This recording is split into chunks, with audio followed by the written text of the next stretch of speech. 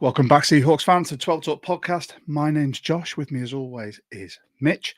We have got our review of the Seahawks versus Bucks game. Now, people have done this to death this week. It was a big talking point for a lot of people, but we have got a very special guest, one of our first podcasting guests for our own pod when we first started last year. And he's been on a few times. We absolutely love having him on, Mr. Dan Viens from Seahawks Forever, and multiple other pods, which he'll tell you about as well. We're going to dive into this. We'll look at our highlights, our key moments, winners and losers. Also throw some stats in there for you. And we will also have your questions. So we've got questions from the Discord. We've also got questions that you'll be asking live. But Mitch, before all that, should we hit the intro? Yep, let's do it.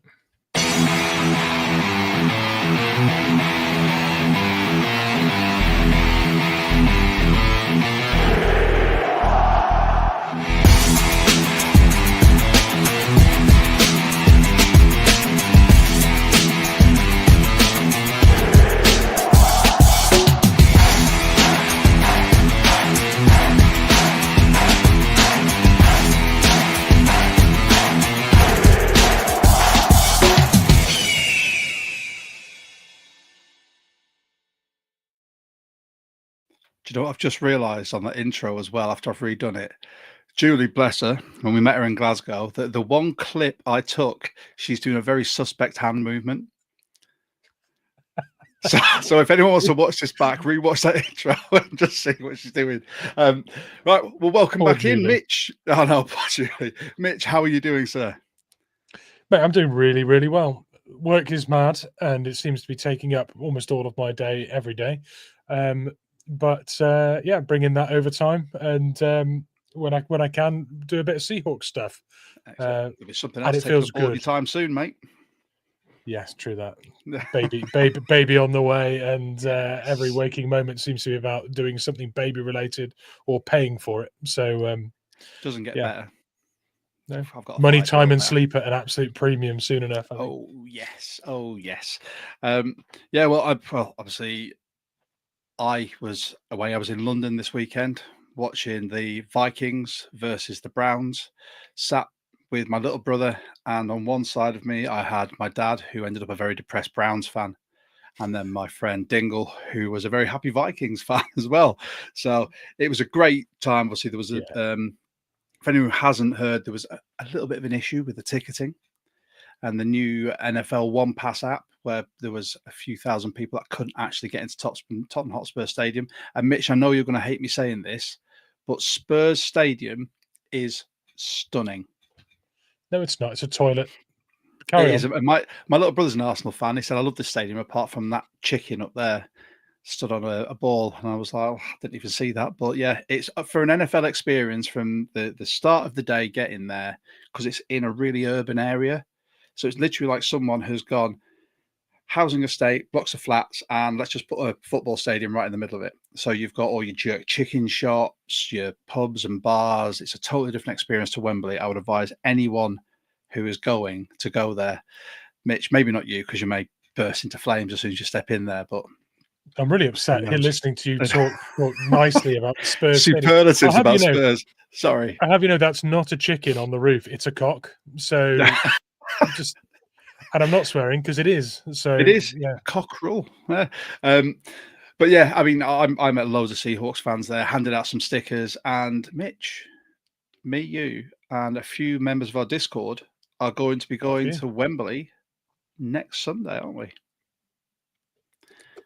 And I can't wait. I'm really excited. There's so many people going. A Jags fan for the day. I'm just there to boo the Rams. Well, interestingly, our fantasy league, where we're controlling a team each in the NFL, 32-man fantasy league, I actually have the Rams, or the LA Lambs, as we're called in that league. So I was originally going to that game to support the Jags. Now I'm going to be sat there supporting the Jags, but also twitching my phone, checking my fantasy score for the Rams. So I'm going to be good luck in Wembley, because the phone signal is turd. But yeah, I mean, hopefully I'm going to be rocking my Rivalries jersey, which I just got myself through 5-star, and I'm looking forward to it. Before we bring our guests in very quickly, now, as everyone knows, we do support the Robbing Cancer Trust on this show.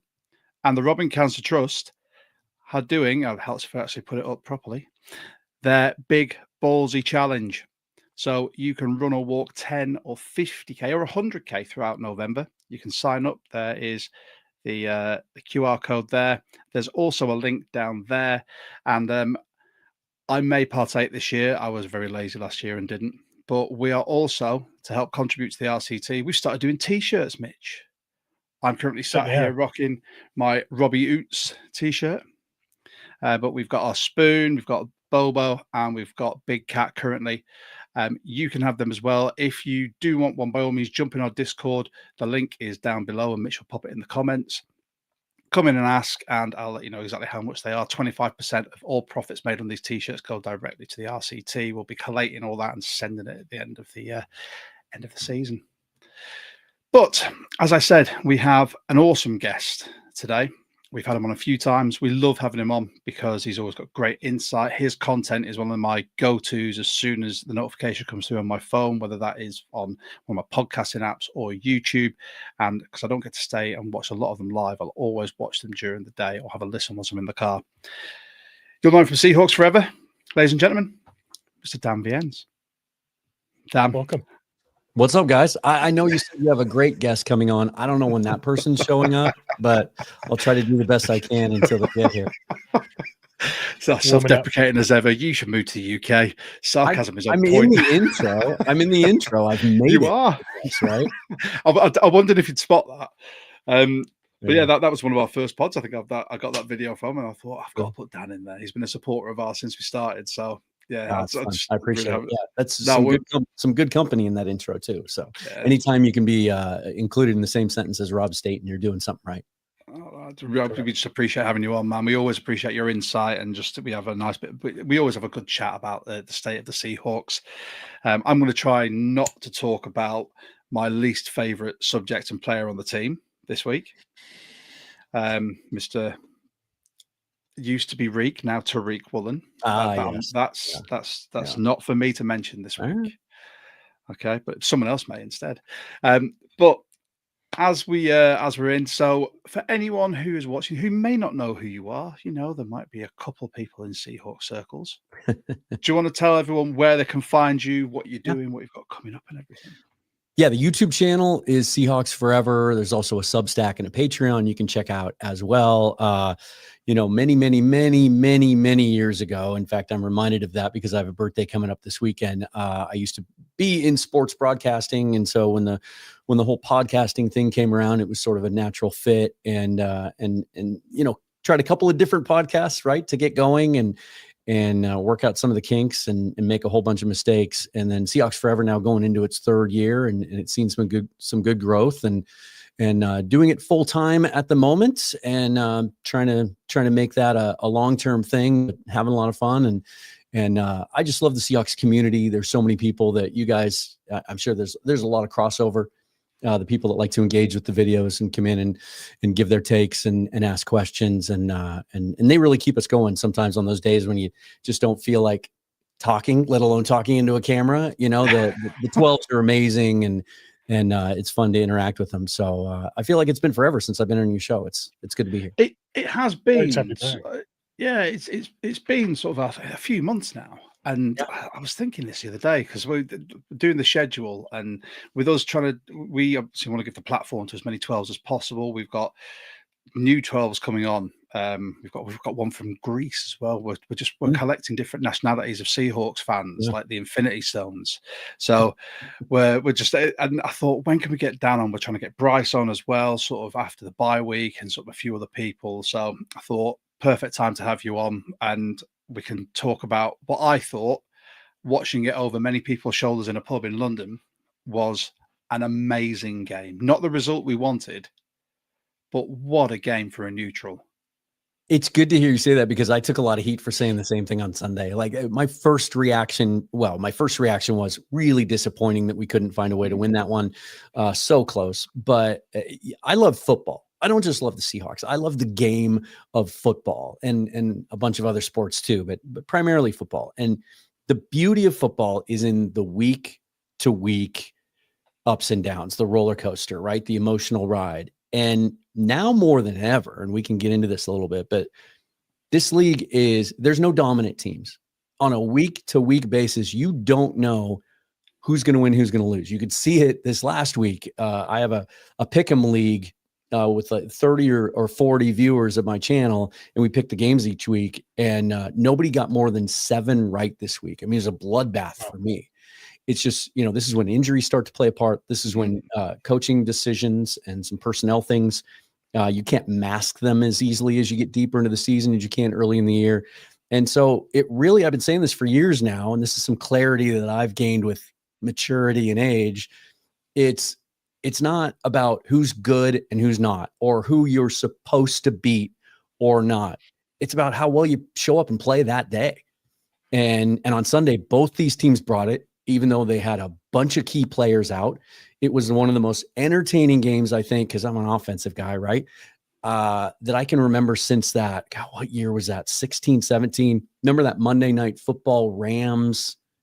Was it Rams Chiefs, where it just was back and forth, back and forth? Oh, it was the absolute shootout, wasn't it? Where it seemed like every possession was either a touchdown or was inches away.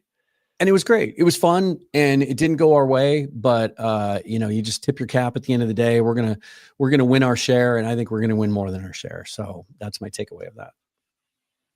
Yeah, I agree.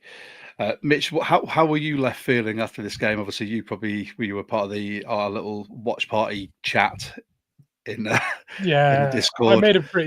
I made quite a sharp exit from our watch party because I was a bit frustrated, but it was an outstanding game to watch. And I think one of my biggest takeaways from that offensive performance was how we'd gone from being 2 scores behind in the first half to scoring on every possession of the ball in the second half, apart from the very last one. So you can't get much of a better reaction from your offensive side of the ball than, scoring every time you get it, until the very last one, which was the one that clearly really mattered. But we had a thoroughly entertaining game. We narrowly missed out on. There's a whole bunch of teaching tape on both sides of the ball for us, and our second string secondary got a very thorough examination, which I think they'll learn from. We're only going to get better when the starters come back to that, and players like Emanori and Kendrick and Josh Jobe will take a lot of learning from that game. When you say they got a thorough examination, it was like a prostate examination. Let's face it, it was very uncomfortable for them. It was invasive, and it was uncomfortable. Yeah, it was. I mean, I bang this drum every single. It seems every other week, every season, poor tackling, and it's not just us; it's throughout the league. Well, because you can't rep it, you can't do it in practice now, and so all the work you can't do it live on a person. Yeah, you can't do it live on a person. But having played contact sport for so long, and in rugby we have the exact same thing with coaching. You don't do contact sessions every week, because if you've had a heavy stint of fixtures, or you've got players banged up, players doing recovery, you're not going to have contact man on man every time, but you can still work on the fundamentals. The NFL has got access to equipment that I could only dream of as a defensive minded coach in rugby. You know what the Seahawks use a lot. Sorry, I didn't mean to interrupt you. Go. But because everyone uses tackling dummies, obviously, right? And then there's been some experimentation with the robot controlled tackling dummies, so you can take angles. What the Seahawks use, and I'd never seen this before, but I got a chance to watch almost every training camp workout this year. They use big, giant, like tractor tires. Yeah. And they roll them out, and you have to go hit it at a certain angle and everything. I mean, they exhaust everything that they can possibly do to try to get better at that. It's just, it's hard to do something full speed on Sunday with adrenaline and everything else when you're all amped up. It's nearly impossible to rep it at full speed in practice. It's the fundamentals that just get to me. And I've had this conversation with Bryce when he and I had a coaching chat, and he was talking very offensively. I talk very defensively about the fundamentals, and obviously everything. It's very much the same mindset as Mike Mack. You get the fundamentals right, and you build from there, because it becomes a second nature. Biomechanically, it's ingrained in there. It's muscle memory, and it seems like some of the guys miss that and have a bit of a brain fart. But that I'm not going to go on about a low light from myself, because I feel I don't want to bring it down because, again, this game was so good to watch. I was watching it with a 49ers fan and a Lions fan. And the Lions fan kept looking away from their game to watch our game. And they both finished by saying, "We don't like your team, but that was a hell of a football game." And Nice. it was. Respect. And yeah, and I think it goes to show. I mean, everyone I spoke to in London was astounded by how Darnold has been playing this season. On the night, they were astounded by how Darnold played on Sunday. Yeah. And we've been watching him all season. Obviously, you watched him in training camp. I'm not astounded by it. And we've had this conversation on the pod he got drafted to a dumpster fire in the Jets, played like hot garbage. And by all accounts, every QB that goes to the Jets has the exact same thing. I mean, Fields is doing okay there, but they're not really winning games as they should be. Right. But he's been away. He's eaten some humble pie. He's gone and learned under some fantastic offensive coaches. Had that opportunity with the Vikings, and he's brought it here. And you can see that in the throws he was making. And barring the interception, I think he's been outstanding. And if he carries on this way, I like you said, I can see us winning a lot more games than not this year.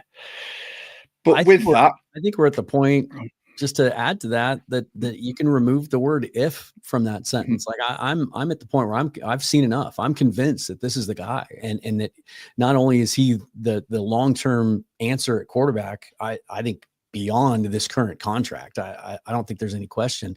I think that moving forward, you look around the league, and some of these young guys that had a lot of expectations aren't really panning out, and some of the older guys aren't even playing that well. And there's offensive line issues all throughout the league, and that's kind of hamstringing some offenses. That the Seahawks have themselves, a top 10 quarterback, and a guy that's still in his prime, has even turned 28 years old yet.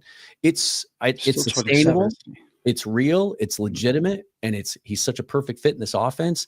And I've gotten this in the last 24 hours, I still get from people, yeah, but he can't win in the playoffs. Yeah, but those 2 games. Yeah, but the Rams and the Lions last year, right? What about the other 21 games that he played up until then and since then? And oh, by the way, if you watch that Rams playoff game, that was a complete, I'll steal your term, dumpster fire it was total offensive failure. If you put that game on Sam Darnold, you don't know football, pure and simple. Lions game didn't play well, but they had a good plan for him. And then the Rams went, "Oh, we're going to do that same thing," but they did it with better defensive personnel. I think he's for real. And I think it's funny that we're sitting here in some circles, the sky's falling a little bit because of what happened Sunday. They're going to be fine defensively in the long term. Mike McDonald's going to figure it out. They'll get some guys back. The fact that our biggest questions in the offseason were this offense, and those have been answered. I mean, that should make any fan feel good. Yeah. And one of the biggest questions after Sunday was our defense. So hopefully that won't continue. Mitch, sorry, we had to say something? Yeah, I was just going to come in with one thing here. I had just looking over the game and the snap counts. I noticed that both tackles, both guards, center, and quarterback played every snap. Now, that you think, oh, maybe that's not a significant thing because they're your starters, but there was no at no point any temptation to disrupt that O-line by changing personnel. They like this O-line. It is healthy. It is consistent. They are protecting Darnold. He's got great confidence in them. When he needs to spin out of a sack, he's done it 2 games in a row. There is a certain amount of poise and confidence there behind that line. There's a lot of confidence in that line from the coaching staff, and it is healthy. And it includes Abe Lucas, who has had health concerns for the longest time. So yes, Darnold is looking every bit the solution to our quarterback problem, but also our offensive line is looking like a solution to our offensive line problem. And they are fit and healthy and good. And I think the 2 things are connected. They're very, very much connected.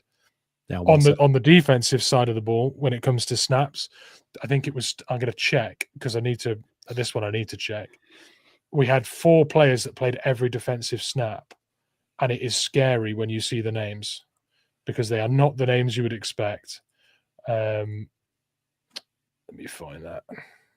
Got it in here somewhere. I know one of them was Ty Okada, played every single snap. Here we go.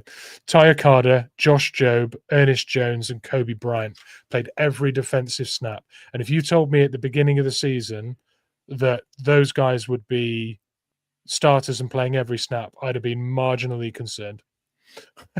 But actually, I know we got diced up on the secondary in particular, but Ty Okada has become a player we can rely on. So has Josh Jobe. Ernest Jones is fit and leading that defense really well. And Kobe Bryant's turned into a starter in this league. Some people thought he wouldn't make it as an outside corner. Some people thought he wouldn't make it as a nickel corner. He's now making it as a defensive piece, as a starter, and in the position of safety, which he's converted to. So I thought that was really interesting that there was so much stability in terms of who we relied on offense and who we are now relying on defense. Mm-hmm. Yeah, I like it. Well, as we're on the up and up, making people feel better about the team, shall we go through our highlights? And Dan, as we are English gents, the guest will always go first. Oh, that's very kind of you. That's very, very welcome, sir. But I mean, you've got two highlights, and Mitch has got one. One's more of a key moment for Mitch. So, Dan, do you want to give us your two, and then Mitch has got his? Yeah, I try to whenever I do these things, I try to stay away from the obvious answer, especially when it gets later in the week, right? Because it's been talked to death. It'd be so easy to say Sam Darnold or JSN, right? I'm going to go with the kick return game. There were a lot of fans calling for Jay Harbaugh to be fired this preseason because of some poor coverage in the preseason, and a couple of examples of it last year as well.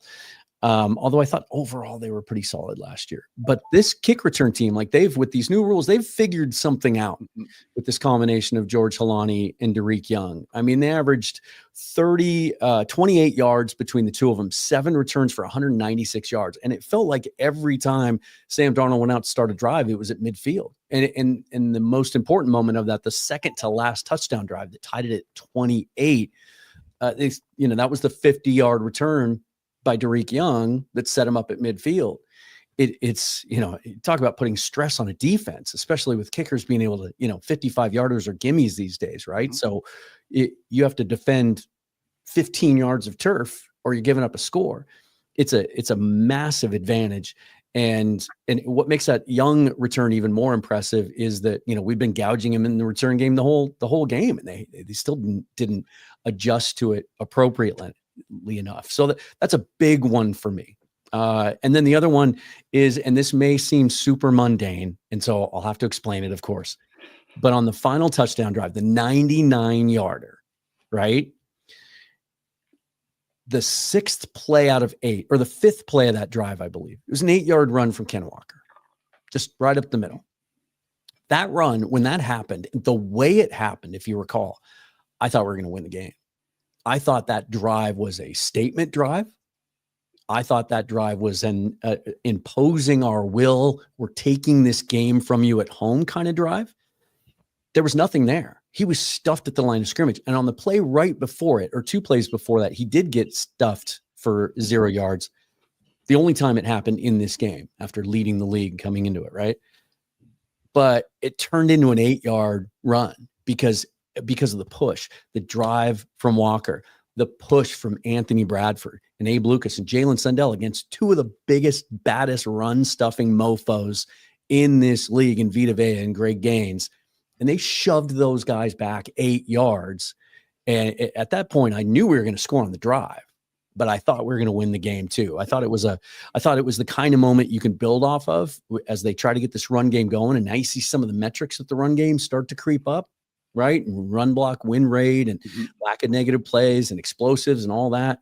And I think once that happens, this offense is only going to get more and more dangerous and help support Sam even more once they're able to run the ball a little bit better. And I thought that was a great sign. Yeah, I completely agree. I think Derek Young's really found his groove as a kick returner. I think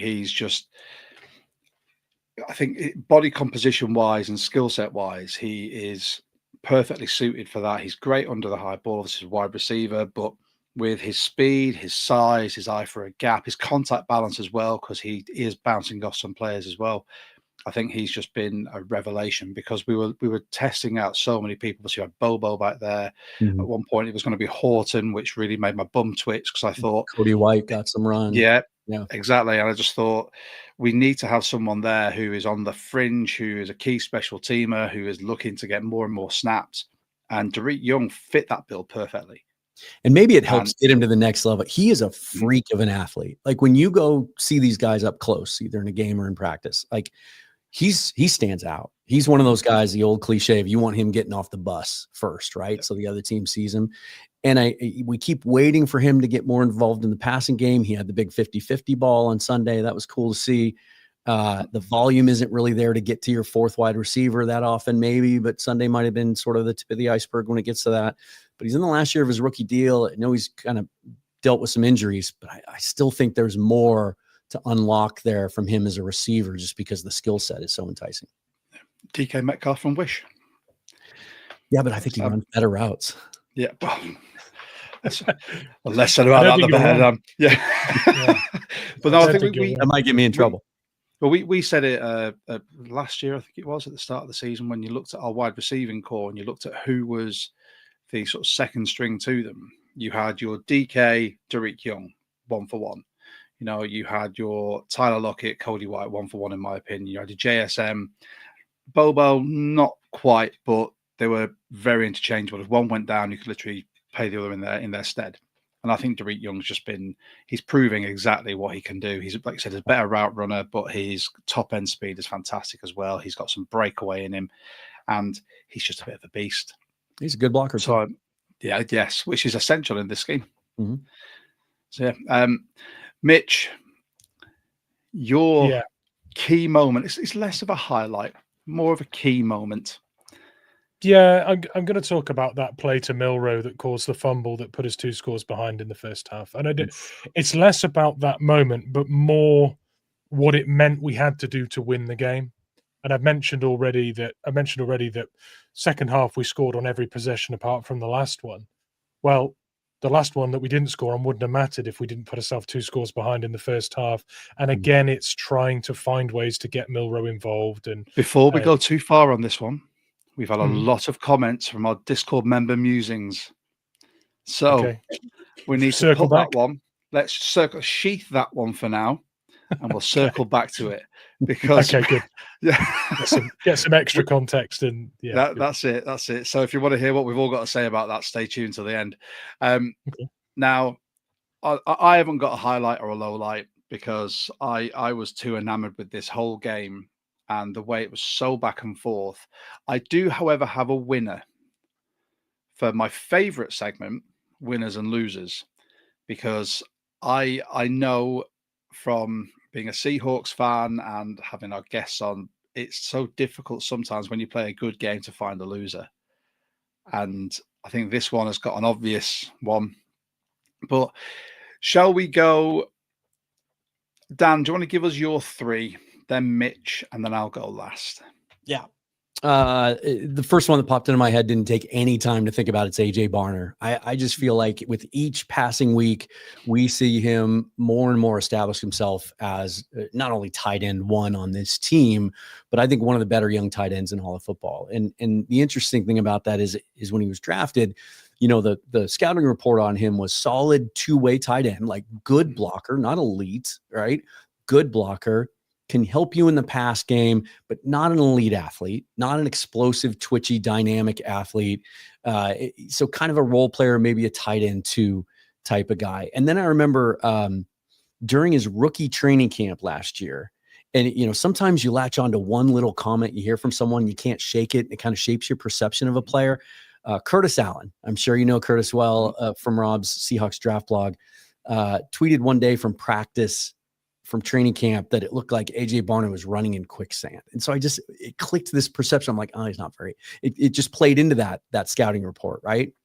That he wasn't very, he's plenty fast enough to do what this offense asks him to do.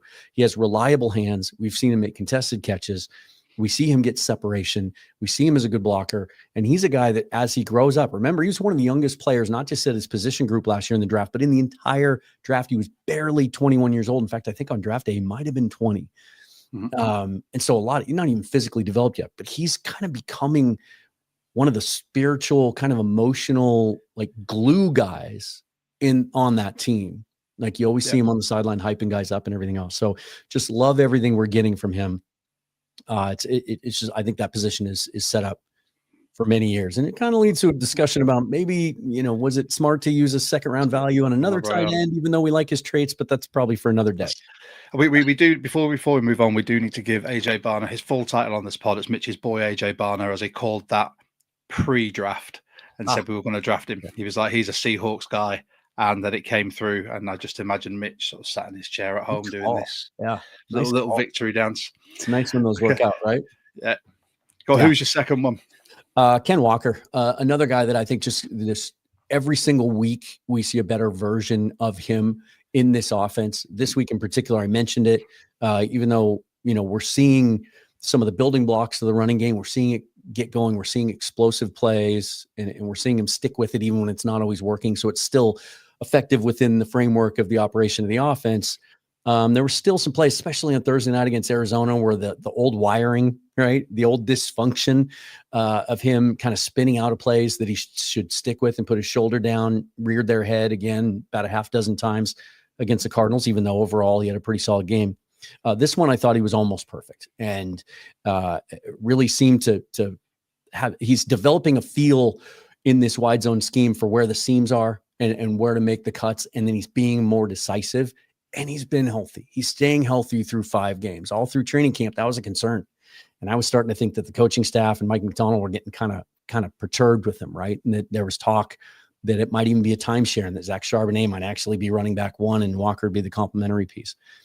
He's the most explosive guy. And so to see him do what he's doing behind that line, I think is really, really encouraging. And then my last one's going to be a shocker. And your comments might start to smoke. Your CPU might burn out in your computer because I've been fighting with people over the last 72 hours online.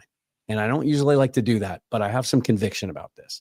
And before I say this guy's name, I'm not saying he's a great player. I'm not saying he's ever going to make a Pro Bowl, let alone an All-Pro. I'm not saying he's going to be worthy of a second contract or will even be on this team next year. But the Anthony Bradford slander needs to stop. And it's coming from all angles. And I understand some of it. Even John Ledyard, who I really, really admire and have followed his stuff for years and years and years, said, tweeted today, the Seahawks have an Anthony Bradford problem. Well, if they have a problem, then every team in the league has a problem, because there's not an offensive line in the league. Give me any that you want to talk about that has 5 perfect players, 5 irreplaceable players. Trent Williams has one of the highest pressure rates given up in the league this year. So does Brock Purdy and Mac Jones. Do they have a Trent Williams problem? Anthony Bradford gets a lot of negative publicity. I get it. And last week didn't help, because there was the guy, and I'm sure you saw it, it went viral, that tweeted the bad reps. And it reminded me of the Justin Britt experiment at left guard. You guys remember that? Yeah. Before they settled in at center, he was a turnstile at left guard. He was clueless. He looked like a guy that was, when you go to those minor league baseball games and they make you put your forehead on the bat and spin around so you get dizzy. That's what he looked like at left guard, right? That's what Bradford looked like last week. But I watched that tape 3 times. I don't always watch all 22 more than once. He wasn't healthy last week. Remember, he was on the injury report. He only practiced in full one day. He had a back issue. I think that was hampering him. His get off was slower than it's ever been before. He seemed compromised, like he couldn't stand up straight, and he was moving awkwardly. I thought he was so much better this week. PFF hates him for some reason. And whatever. He's given up. I've got it here. So if you just look at the PFF grade, which a lot of fans do now, and they take him as gospel, they're going to say he sucks, get him off this team. To which I would say, for who? Who's available that's better right now, right? He's given up 11 total pressures, according to PFF, who hates him the most. So they've given him 11 total pressures. Tied for 5th worst among guards with 100, I think it's with 100 snaps or more in the league. Here are the players that have more pressures than Anthony Bradford. Or I'm sorry, here's a group of players that have 10 pressures right behind him. Will Fries, who the Vikings gave $80 million to, and everybody wanted the Seahawks. A lot of Seahawks fans wanted us to just blindly match that, even with the health concerns. Trey Smith, highest paid right guard in the history of the NFL. Dominic Pooney, who everyone said we should have drafted instead of Christian Haynes. Tate Ratledge, who everybody wanted us to draft this year instead of, whoever we ended up drafting in that same range. That's just a small sample of guys that are struggling just as much. That offensive line, to Mitch's point, gave up 0 sacks and only 2 quarterback hits against one of the highest pressure rate teams and one of the most respected DCs, who's one of the most aggressive blitzing play callers in the league. And that offensive line had their best game. Darnold had the most time to throw. The operation was consistent and it was effective, and we saw the result of it. You have to judge the offensive line as a whole, not just nitpick every player. If there was a better player out there, he'd be playing, but it's Anthony Bradford, and right now he's good enough, and I thought he had the best game of the season. And I'll end on one final stat. Can you guys tell me how many tackles combined Greg Gaines and Vita Vea had in this game? 4. Mitch? 2. 0. Wow. If you look at the box, if you look at the box score, they aren't in it. It's like they didn't play. They recorded 0 stats in this game, and a lot of that was Bradford, and it was Sundell, who I thought this was going to be a good test for him. Almost picked him as one of my winners because concerns about his anchor going up against a guy like Vea. Those guys played really well, especially on that 99-yard touchdown drive. Bradford might have been the MVP of that drive. He was moving Vea and Gaines and pushing dudes out of the way. I love it. I can't wait for that to be chopped up into a short. Fired up. I'm going to tag you on everything and just watch everyone be like, no, he's awful. Did you not see that highlight clip of And then they're going to say, Dan loves, he's an Anthony Bradford truther. He loves anything. I understand. He is a part of the sum. I completely get it. The only issue I have is when the sum of that O-line looks as good as it does, and one of them plays under that standard, he's always going to show up. And unfortunately, Bradford has more occasions where he is shown to be bulldozed or letting in pressure or blocking someone completely incorrectly and not taking his assignment. But I think and well-coached offensive lines can survive that because, like I said, there's always kind of that one weak link that you have to sort of account for, right? And every coach has to deal with that. And we've seen offensive lines here that the parts weren't that bad, but the sum of the parts was horrific. They're doing a good enough job of working around some of his shortcomings, and they're doing a good job. Yep. I you know what? I'll hold my hands up. I was not a Bradford believer. But now you've put it in that context, and I always put this in sort of NFL teams, even though there's sort of 11 offense, 11 defense, they're all miniature teams within themselves. And when you look at that as that O-line just as a team to itself, 80% of it is doing absolutely fine. If 20% is operating at 10%, that's still 90% of a good O-line. And I'll tell you something else. If that math works for anyone, I think this fits well with your point you just made, because I just learned this today. I did a deep dive into how does PFF grade? Because some of it just doesn't make sense. It doesn't match, right? It doesn't match. Did you see Ernest Jones's PFF grade for this game? No, I was looking strictly at the offensive line, but 29. I heard the whole our friend Griffin Sturgeon tweeted today, PFF hates our entire back seven. We're back. It's kind of an annual tradition. But I learned something. The lowest, I think. So they have the grading. Their grading scale is 0 to 100, right? And 60 is a good player. 50 is 50 to 60 is an average player. Replacement level is, I like to use a baseball term there. 60 is a good player, and then it kind of goes up from there. It's so deceiving, and this is what's confusing about it. I just learned this today. Anthony Bradford got a 0 pass block grade from PFF for this game, which again, based on everything I just said, makes no sense. 0 does not mean out of 100 on a grading scale, he was the absolute worst in pass blocking. You know what 0 means to PFF? Neutral. Means he didn't win the rep. means he didn't win the rep, but he also didn't do anything outstanding on the rep. 0 means neutral. If they don't think you lost or won the rep, you get a 0 for that rep. Make that make sense to me, because the perception that helps spread throughout the fan base, I think is really irresponsible. You've just put it on base multipliers. I work in insurance, we work on base multipliers, right? So if 0 is your whatever, then it's like anything else. So if you're a linebacker, so Ernest Jones got 29, but that's because of some busted coverages. I think there was 4 passes that he allowed to be completed, and 2 of them were big gains. And because of that, obviously what would have done well for him then countered it to bring it back down. So if you're looking at Bradford at absolute 0, which means he's just, if that's average baseline, nothing good, nothing bad to take away from it, that's actually not too bad.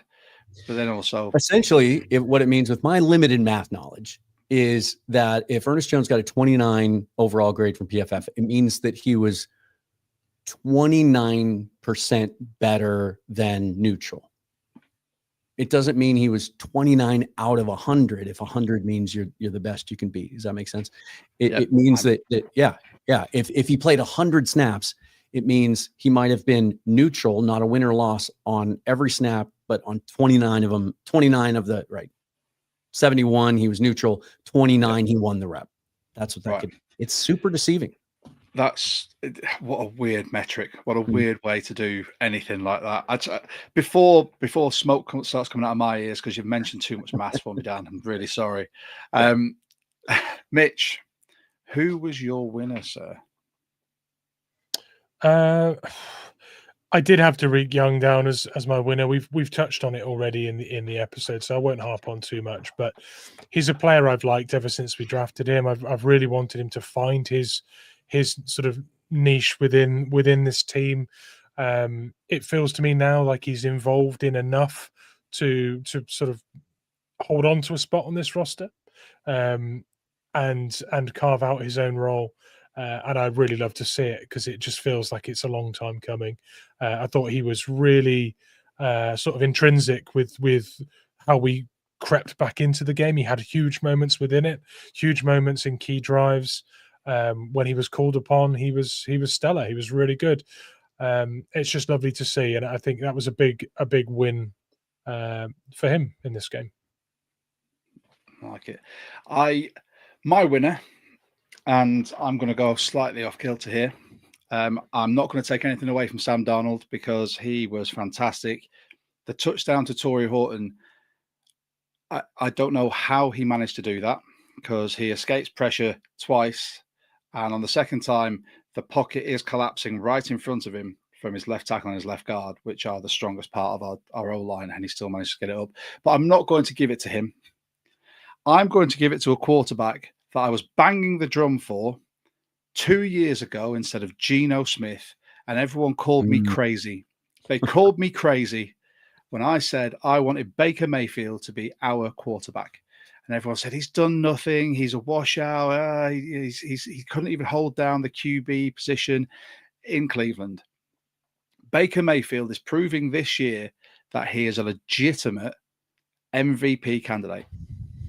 Yeah. I mean, he a lot of it goes to the offensive play calling, but when you look at his pocket presence, his accuracy, how he's able to lay this ball out for his receivers where only they can get it. His 29 from 33 for 379 yards, 2 TDs, and he got sacked once. It's astounding that people still don't see how good Baker is. And again, I'm just going to blow smoke at myself here for saying he will be absolutely fantastic. He is a good QB. You saw it in college, and again, drafted to a dumpster fire. Didn't play like hot garbage, but unfortunately was surrounded by hot garbage in just the organization. He's proving when he moves to a good team, and I mean, he was on the Panthers with Darnold. When he moves to a good team, I know it's what they had there. Moves to a good team, is given the keys to that team. They've given him faith. He is dragging them along, and it was they've won. I want to say, is it 3 out of the 5 games by less than 9 points in total? Yeah. And they're all from like the last First 3 series weeks, of last drive. Yeah. Yeah. Ridiculous. But he can drag a team up by their bootstraps, get people to play for him and play with him. And I think he's absolutely fantastic. It's very rare I'll give one of my winners to the opposition. But Baker's my boy, and he deserves some recognition on a Seahawks pod. So hey, I've always been a huge Baker fan, even back to the crotch grab days. Like I want my quarterbacks to have a little something to them, right? And plus, he almost went to Washington State. Like there was that thing where Mike Leach tried to recruit him there, and then there's all sorts of connections. If you remember, after he was released by Carolina, he went on a big podcast when he was kind of in limbo there for a couple of weeks, and actually said, "I think the Seahawks might be my team." And there was some thought there that they would bring him in. But the thing about Baker is like you mentioned it, he didn't even play that bad in Cleveland. They just had a bunch of other issues, and how Andrew Berry still has a job there. Like, I don't know how many fireable offenses a guy can commit without being fired or who he has information on, but they're still trying to find a quarterback there. Basic pictures on his phone somewhere. Yeah. And they're going to be right back in it looking for a quarterback in the draft again next year. So it's just, things would look a lot better in Cleveland. I'm sure those Browns fans, the misery would not be as what it is today if Baker was still there. Do you know, Dylan Gabriel wasn't bad on Sunday. I was as a Ducks fan, I was watching him intently, thinking, just do what you did at the Ducks. That's all that was asked from you. And he was genuinely really good. In the pocket, he was fantastic. He laid out some fantastic throws. He missed a couple, but he's not going to be the starter for them next year if they end up with a really high draft pick. But he again did all right. But again, dumpster fire.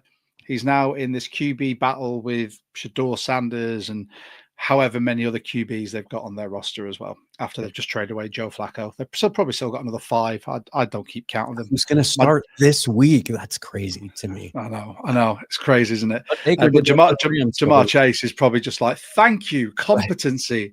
Right. As we're talking about the Browns, should we move on to our losers segment? That's a great segment. Yes. Yeah. Come on, Dan, you can start with yours. Yeah.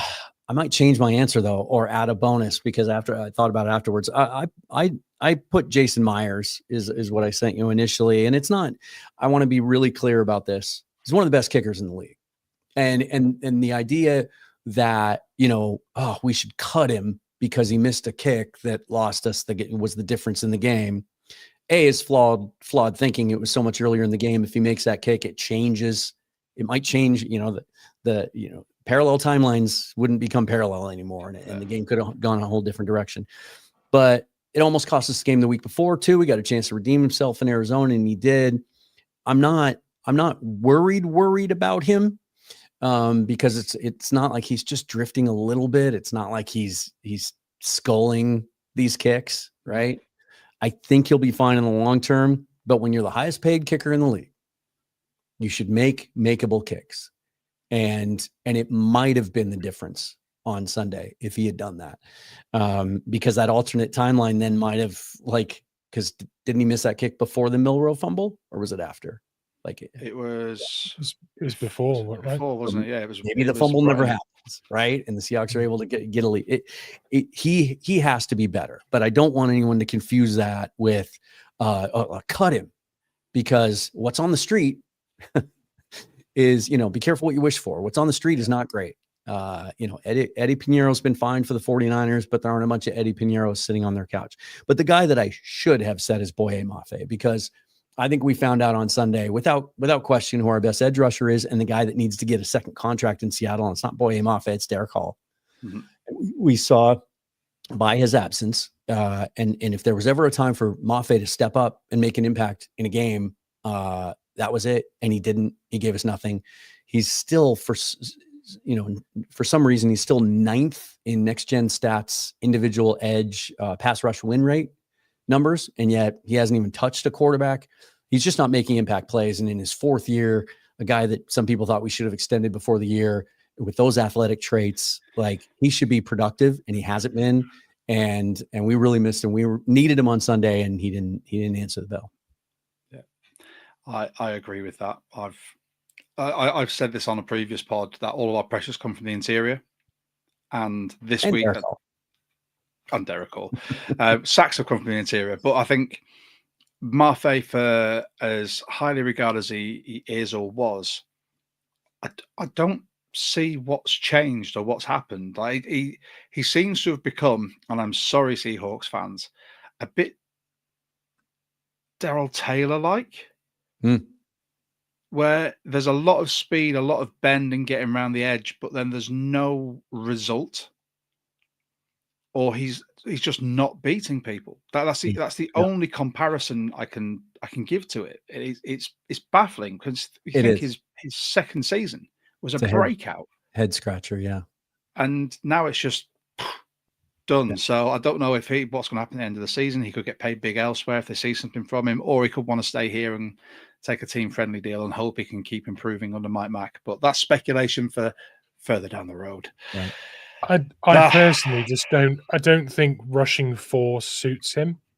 I think the size that he is and the kind of rusher he is, I don't think it suits him. I think it suits a Derek Hall that can beat you with speed and power and has a few moves.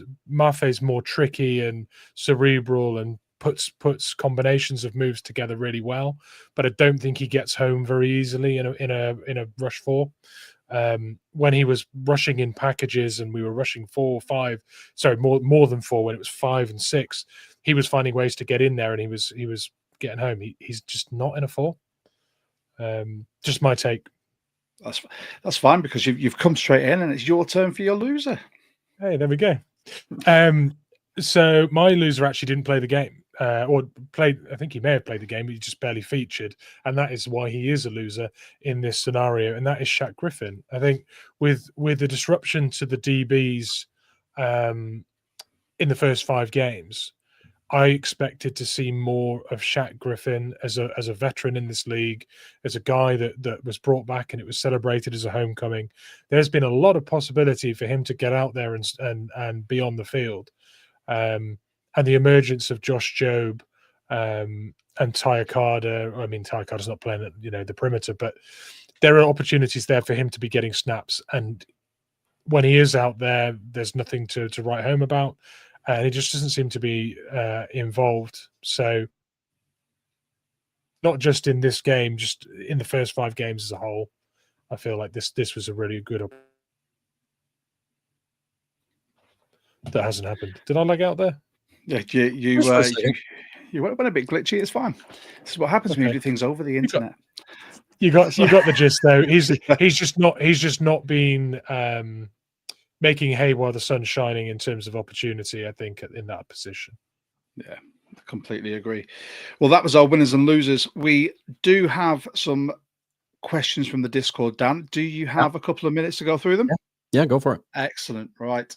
So before we do that, as everyone should know by now, we are the UK Seahawkers official podcast. This segment is brought to you by the UK Seahawkers. If you want to become a UK Seahawker, it's £12 for the year, £20 for a family of 4 at the same address. If you are outside the UK, it's £5 postage per person. For the goodies that I will show you very shortly, you get access to social events, you get 10% off at the pro shop, you're eligible for game day field passes, access to members only competitions as well.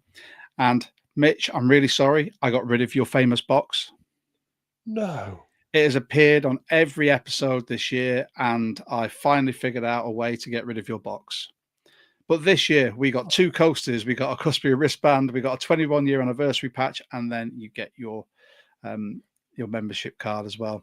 And that it changes every year, patch every year with something different.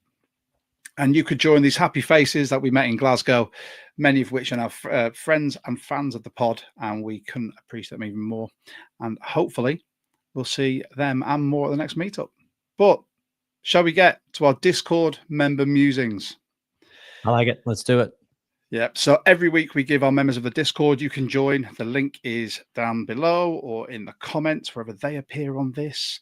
And you can ask these as well. So firstly, Jonas, he's come up with me. I know that you're over the Tariq Woolen experiment, but looking at a beat-up secondary, what would be the plan here? Because after seeing the Bucks game, I'm honestly scared of the prospect of Pritchett and Okada going against NFL caliber talent. I'm going to backpedal slightly. and I say I'm over the Tariq Woolen experiment. I'm over the Tariq Woolen experiment as a full-time starter in the NFL. And that's purely because I cannot, as from a coach, and Bryce Coops, who's in the comments here as well watching, I can't keep putting my faith in someone who cannot learn from their misgivings.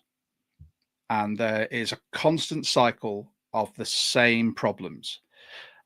With that being said, I would much prefer him to be our backup quarterback than Nehemiah Pritchett, who needs even more work at the moment.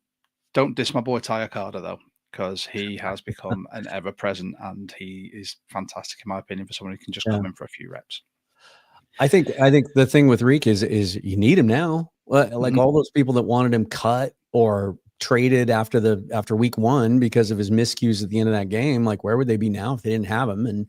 And it's funny, I was just earlier today watching a breakdown from Coach Derek on all 22 films of Week 1 and what he's seen from him this year, and he had some interesting things to say about how he thinks he's still caught in the middle of kind of unlearning some of the techniques that Pete Carroll and his staff coached him, even though Carl Scott is still the secondary coach there, but the way that Mike McDonald wants his cornerbacks coached. And there's some technique things with his footwork and with how he, sort of how he relates to the receiver in zone coverage, that he's sort of just the rewiring isn't taking effect yet. And that's resulting in some of these negative plays. But my goodness, if you didn't have him now, I think we'd be in a world of hurt. And so until or unless everyone gets healthy and we can see what Darian Kendrick might look like playing some outside corner, when Spoon gets back, then you can't move him off this roster. He has to be there. Now, maybe when everybody's healthy, he plays just in certain situations, in certain packages against certain guys. But he's still better right now than anything else you're going to be able to get off the street. Yeah. Agreed. Next one from Gary. After Pritchett's performance, do you think the team will bring in Griffin for the Jags game?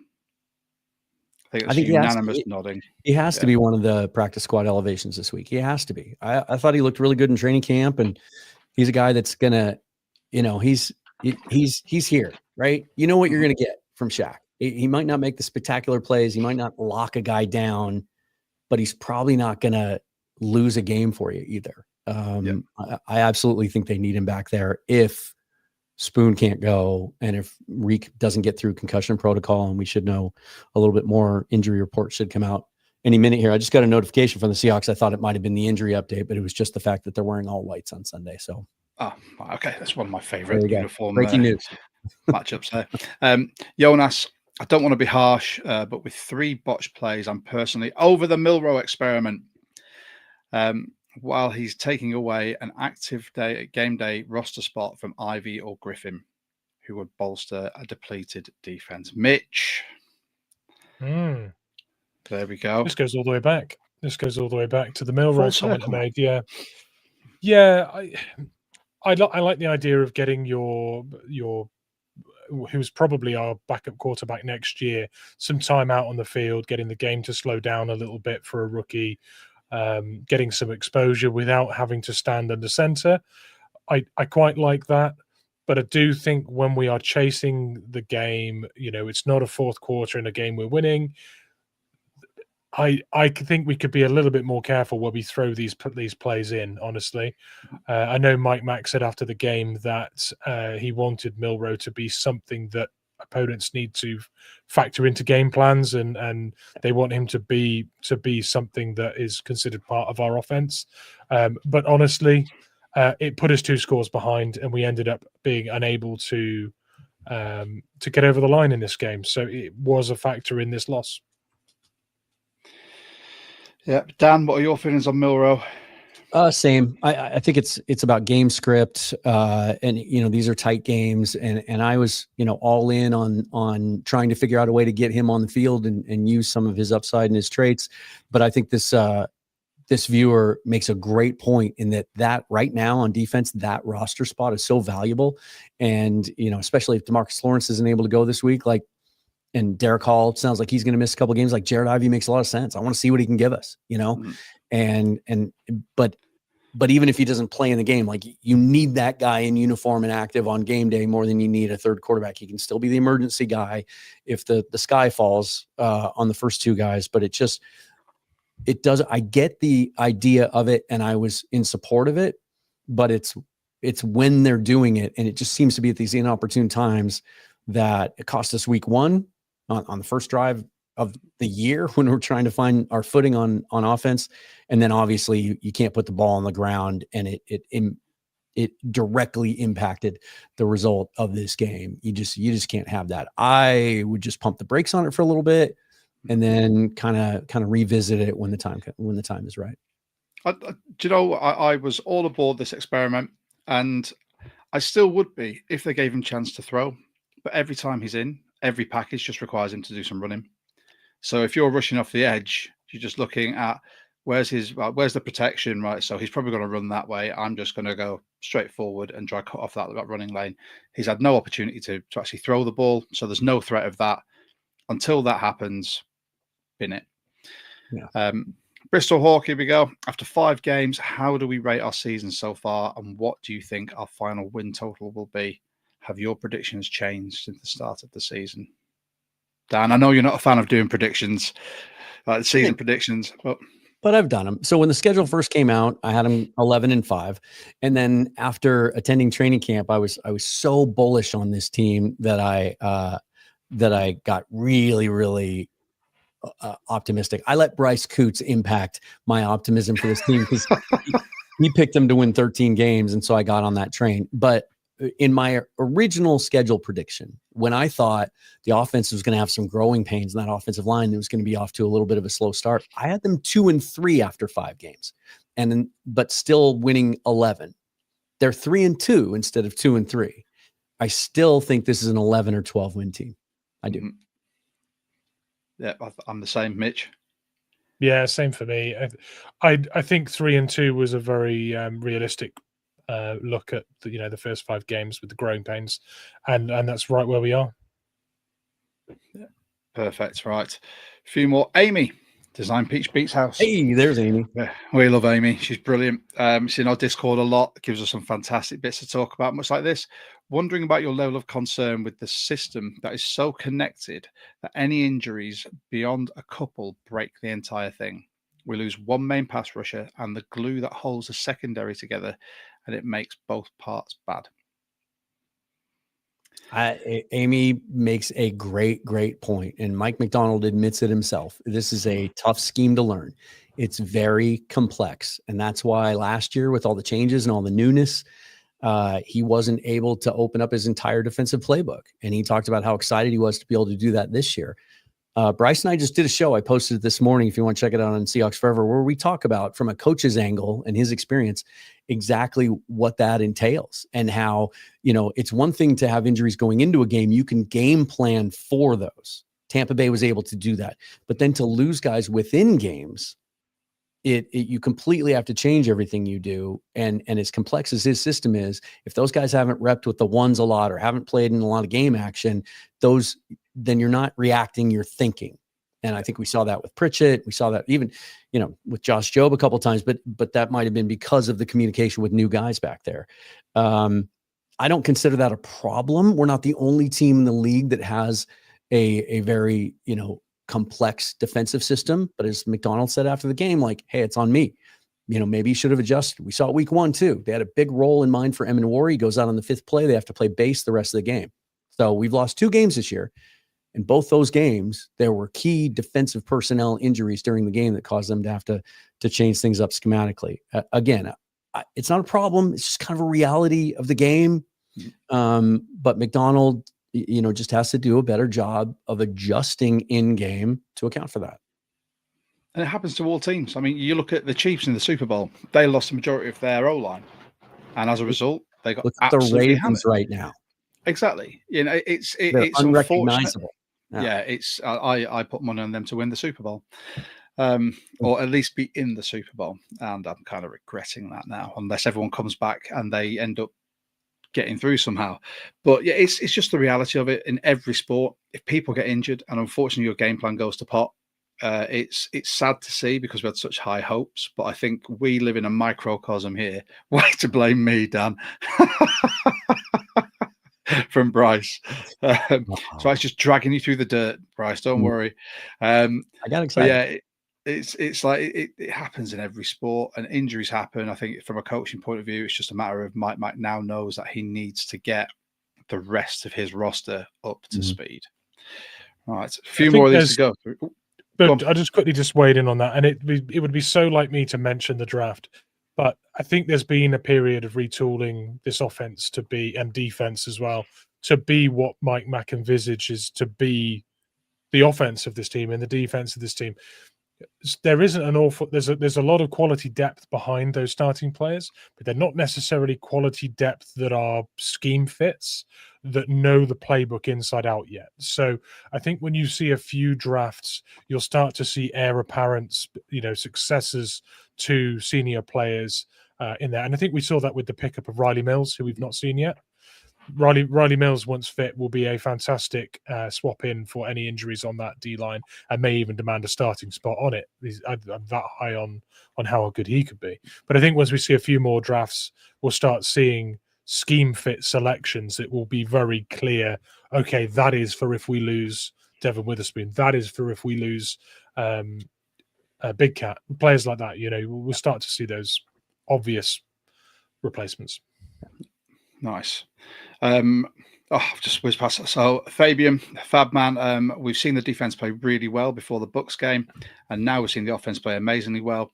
Is there a point when we're going to see both come together, and when do you think that'll be? Go on, Dan. 2 weeks ago against New Orleans.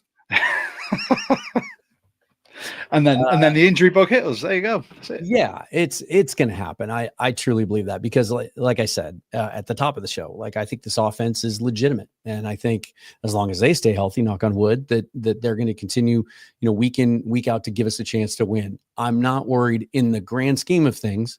Now, it might not get fixed immediately. They might go down and have some trouble with Jacksonville this week. We'll see. But in the big picture, the defense is going to be fine and give you a chance to win games. And again, we keep coming back to this, but it's so easy to look back at a game because of the result and think everything is bad. But it's just it's 3 points is the difference. You think Todd Bowles feels good about giving up 35 points? He's livid. And if things had just swung the other way, Buccaneers fans would be like, what the hell? Our head coach is supposed to be one of the best defensive minds in football. It's a turnover. It came down to a turnover. If you don't put the ball on the ground and you don't miss a kick, you win that football game. That's how close it is. 16 teams in this league have 3 or 4 wins. Half of the league. That's right. I think my math's right. 16 out of 32. Is it still half? Yep. Better to be one of the teams above that line than below it. And I think they're going to be fine long term. We've got one last question from Gary then. Despite the hype and stats, I still was confused. This defense, I still was convinced. Oh God, it's getting late. This defense was a top 5 defense. Yes, there were injuries to key players, but the defense was gashed throughout this game and couldn't come up and stop with key stops when needed. What are your thoughts after this performance? I think Dan has hit the nail on the head. We're still going to be a good defense. Injury bugs have hit. I'm predicting, we said this last year, bye week. After the bye week, I think you'll start to see people coming back. There'll be people that have gone through their physio and they've gone through the recovery process, and they will be humming. And we're 5 weeks in. The sky isn't falling. Come on, let's face it. Still a top 5 defense in top 10 in just about every metric. They just played bad. They had a bad game. Injuries played a part, but they just played bad. And like I said at the top, to bring it full circle, it's a week-to-week league. And maybe this year more than any year I can remember. I'm glad I'm not really into betting. I pick games, but I don't ever put money on it because I would be on the street. It's harder than ever. There's no dominant teams. Anybody can beat anybody on any given week. And I think when all the dust settles at the end of the year, the Seahawks are a playoff team. And then you just hope that they're healthy enough and that they're dialed in enough at the end of the year that they're playing their best football going into the playoffs. Yeah, exactly. I just want to say, first of all, sorry if we didn't get to your question, everyone. We had so many come through that we couldn't answer them all, quite simply. Dan, before we let you go, I want to say a massive thank you. And do you want to tell everyone where they can find you and what you've got coming up? Seahawks Forever on YouTube, Substack and Patreon. The easiest and best way is to just follow me on Twitter at Seahawks Forever, because anytime I do new content, I post it there. Perfect. And I'll also say happy birthday for next week. Thank you, sir. I appreciate Big it. 4-0. Thank Happy you. birthday. Hopefully the Seahawks will deliver a birthday present to me in Jacksonville. That is what we're hoping. We've been the 12 Talk podcast. If you've joined us because you've seen Dan's on here, thank you very much. We really appreciate it. We are the UK Seahawks official podcast. By all means, feel free to like and subscribe to us. Hit that bell. And if you can hit the thumbs up on this video as well, helps the algorithm do their thing. And we'll get out to more 12s. And you can also join our Discord. Completely free. Podcasters, Seahawkers from all over the world. And we just talk Hawks all throughout the season and even the off season. But with that is this pod. I can't wait to review the Jacksonville game because I feel that's going to be another fantastic showing from the Seahawks.